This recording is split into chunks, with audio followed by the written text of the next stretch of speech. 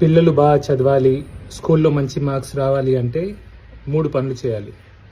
ఒకటి, రోజు కనీసం 1 గంట సేపు 60 మినిట్స్ మనం పిల్లల్ని బయట ఆడనీయాల.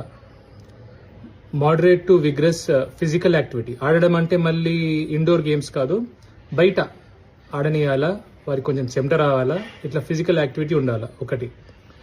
2, కనీసం మంచి నిద్ర పోవాలి పిల్లలు. చిన్న పిల్లలైతే 9 గంటల నుంచి 12 గంటల వరకు, అది కొంచెం పెద్ద పిల్లలైతే 8 నుంచి 10 గంటలు. సో యావరేజ్గా ఒక 9 గంటలు అయితే ఖచ్చితంగా పిల్లలు పడుకోవాలా, మనం పడుకోనివ్వాలా.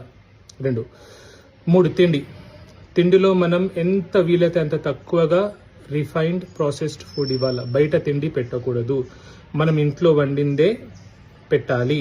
స్నాక్స్లో ఈ chips, chocolates, biscuits, ice creams లాంటివి ఇవ్వద్దు. స్నాక్స్లో ఏం పెడతారు మళ్ళీ?